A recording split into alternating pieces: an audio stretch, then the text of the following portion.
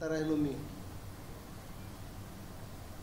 मला या गोष्टीचं वाईट वाटलं की आम्ही जनतेसमोर कोणत्या तोंडानं जावं जर पक्षच आम्हाला त्यांच्या राज्यव्यापी शिबिरात बोलवत नसेल, तर घरातच आमची इज्जत काही राहत नसेल तर काय करायला.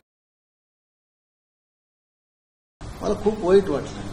या शिबिरात काही फार असं नव्हतं, पण पक्षाचं एवढं मोठं शिबिर आहे आणि प्रवक्ता नाही आणि प्रवक्त्याला बोलवलं नाही, कारण प्रवक्ते त्या निष्कर्षात बसत नाहीत.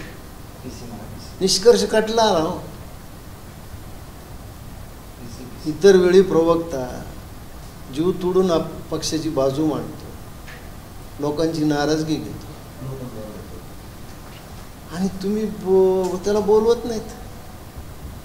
काय काय करायला पाहिजे? काय म्हणजे मला सोडा, माझ्या घरच्या समोर मी काय तोंड दाखवा?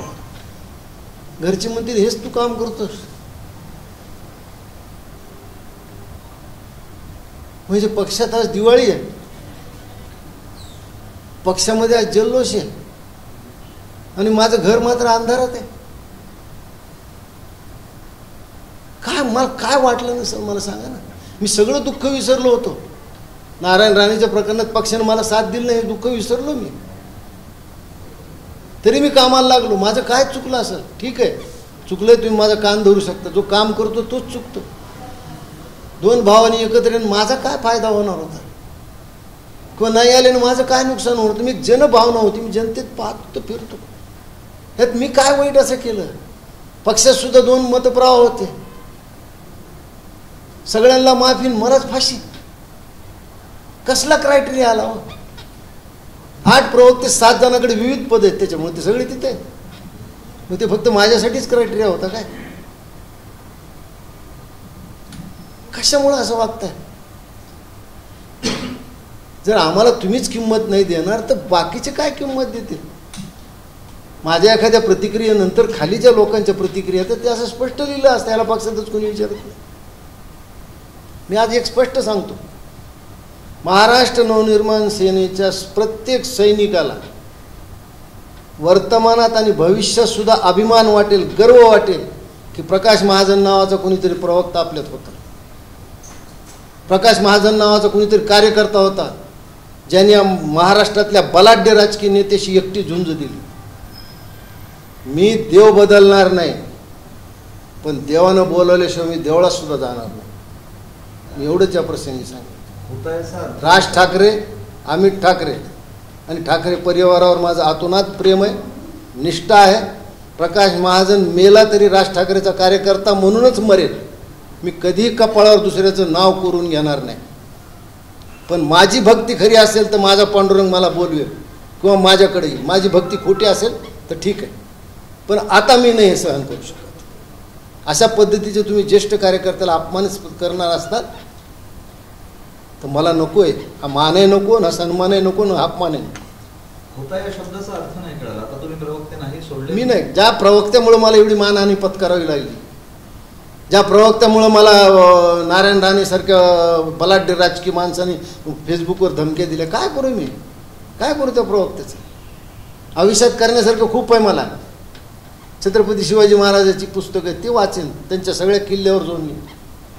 परवा एक मला चांगला प्रसंग आला, त्यांच्या पदस्पर्शाने पावन झालेल्या किल्ल्यावर गेलो. मन रमवायचे खूप मार्ग आहेत. सक्रिय राजकारणात तुमची निवृत्ती म्हणा. अरे माझं सक्रिय राजकारणात होतंच काय? मी कधी निवडणूक लढवत नव्हतो. संघटना वाढावी, विचार वाढावा, हिंदुत्वाचा विचार वाढवा, महाराष्ट्र धर्म वाढवा. आमच्यात काय दुसरं काय मागणी? निवृत्ती म्हणाली का?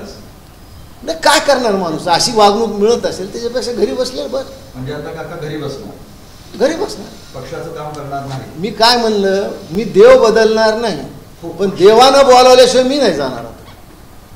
जर सन्मान मी सांगतो की मी पक्षाच्या नावावर माझी कधी दुकानदारी केली नाही. मी कधी पक्षाचं कार्ड घेऊन कोण्या मंत्र्याला भेटायला गेलो नाही, कोण्या अधिकाऱ्याला भेटायला गेलो नाही.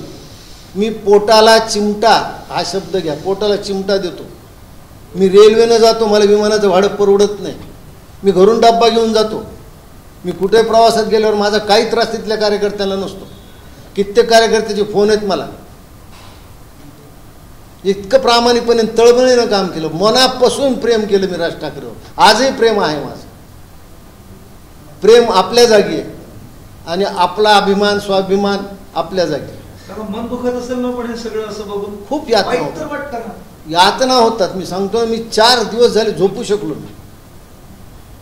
मला सुद्धा हे मीडियासमोर कुणापाशी गाणं मांडावं नाही, कुणी ऐकणारच नाही. पक्षात असा कुठला फोरमच नाही आहे.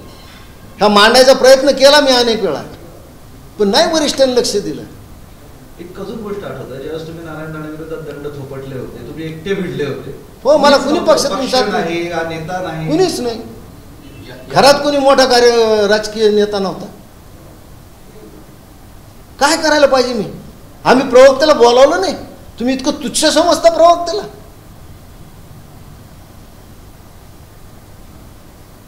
काय मला सांगायचं, पक्षच आम्हाला अशी वागणूक देत असेल तर आमच्या म्हणण्याला जग आणि समाज काय भाव देणार आहे? डोळ्यात पाणी दिसायला लागलं काय? अरे बाबा, आयुष्य काही सिनेमा नाही. मी डोळ्यात प्रत्येक वेळा पाणी आणत मला असं वाटायला की का मी जिवंत राहिलो, नाही, वेदना दिसल्या.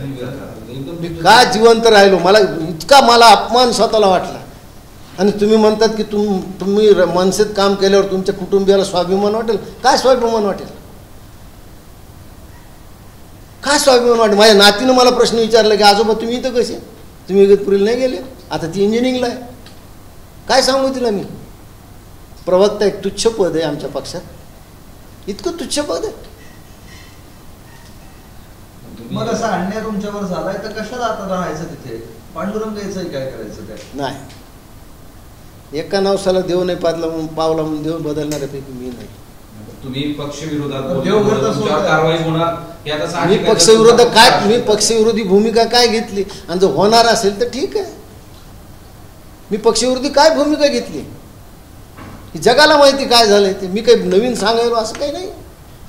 हे पक्ष बघा, देव बदलणार शिबिर आहे, शिबिराला बोलवलं नाही म्हणून पक्षाबद्दल, पक्षाच्या नेत्याबद्दल असं सार्वजनिक ठिकाणी नाराजी व्यक्त करणं किंवा माध्यमात बोलणं. अरे मला सांगा, पक्षात आम्हाला शिबिराला बोलून ही आमची काही अंधारात अपमान झाला का आमचा? हा जाहीरच अपमान झाला नाही का आमचा? त्यावेळेस कुणाला असं वाटलं नाही की हा जाहीर अपमान होत नाही म्हणून यांचा?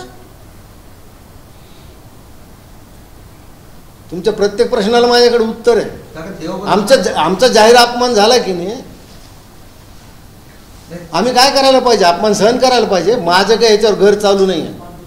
तुम्हाला काय संताप येतोय का, वेदना होत आहेत काय? मला सगळंच वाटतं की एवढं जर माणूस तळमळीनं काम करतो तर तुम्ही त्याला सन्मान देऊ शकत नाही पक्षात.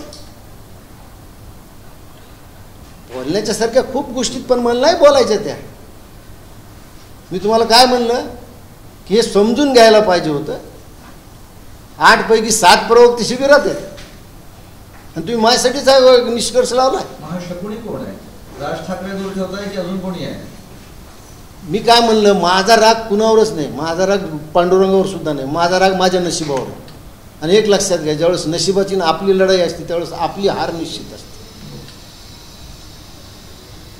म्हणून मी काल, तुम्ही कोणी पाहिलं नसेल, मी फेसबुकवर एक शेर लिहिला होता. नवाब वाजिद शहाला ज्यावेळेस इंग्रजाने बळजुबरीनं लखनौन कलकत्त्याला नेलं त्यावेळेस त्याने एक शेर म्हणला होता की दरो दीवार पे हसरत की नजर रखते हैं, खुश रहो आयले वतन हम तो सफर करते. माझ्या मनसे कार्यकर्त्यांना माझे आशीर्वाद आहे. त्याचं चांगलं व्हावं, मनसेची सत्ता यावी, मला त्याच्याविषयी काही नाही. पण जिथं सन्मान नाही आहे, उपाशी राहू शकतो मी, हमाली करू शकतो, पण अपमान नाही सहन करू शकतो. हा अपमान आहे. आज मी माझ्या परीनं तुमच्या सगळ्या प्रसारमाध्यमाच्या माझ्या मित्राच्या आशीर्वादानं प्रवक्ते पदाला एक काहीतरी रंगरूप दिलं होतं. आज त्याची किंमत जर एवढी शून्य असेल ती कशाला सांभाळू मी? त्यात तुमची उपयोगिता नाही. हरकत नाही, असं होतं ना आयुष्यात. प्रत्येकाच्या आयुष्यात काळ येतो. आज माझ्या आला, उद्या तुझ्याच येईल. आज मी आहे, उद्या कुणी असेल, परवा कुणी असेल, त्यात काय एवढं?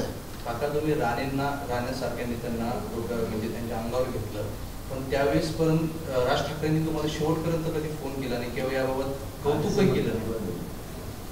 त्यांना पक्क माहित होते की प्रकाश महाजन एकटा बस आहे, त्याच्यामुळं कदाचित त्यांना वाटलं असेल की सह्याची काही गरज लागणार नाही. पण हा एकटा बस आता एकटाच पडलाय.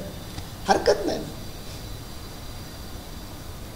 मला नेहमी TN शेषनचं मी आत्मचरित्र वाचलं होतं, मला त्याचं खूप वाक्य आवडलं.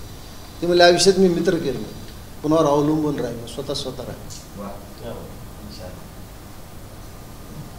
काका पण एरवी फार आक्रमक असतात तुम्ही, आज फारच यातना दिसतात. मला सांगा ना की कसं मला मला मला काय तुम्ही भावना समजून घ्या हो. प्रवक्तापदी तुच्छ समजलं हो पक्षातल्या वरिष्ठ लोकांनी. आणि त्याला काय त्या मेळाव्यात काय होतं, ठीक कशामुळे 150 लोक बोलावले आणि ज्या माणसानं मी कुठं निवडणुकीला उभा होतो, पण मी फिरलो विदर्भापासून कोकणापर्यंत फिरलो, मी मुंबईत फिरलो, माझ्या परीने मी प्रचार केला. काय तुम्हाला आत्मिक आनंद मिळतो कशामुळे? आणि काही झालं की साहेबाचं नाव पुढे करायचं, साहेबाचं नाव पुढे गेलं की विषय संपतो ना. आता हे सगळं कांड कोणी केलं? करणाऱ्याने करू द्या बाबा, आपल्याला काय करायचं त्यांना लटला. आता काका घरी बसणार, आराम, फिरणार नाही, पक्षाला रामराम.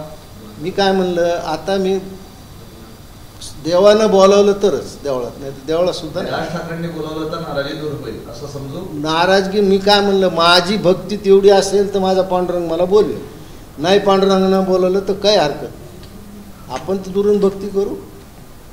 ज्या माणसावर आपण हे पहा, नेता म्हणून मला अटल बिहारी वाजपेयी नंतर बाळासाहेब ठाकरे आणि आवडले ते राज ठाकरे. प्रकाश महाजनच्या कपाळावर राज ठाकरे नाव कोरलं गेलं, ते त्याच्या मृत्यूसोबत जाईल, ते मी मिटवणार नाही.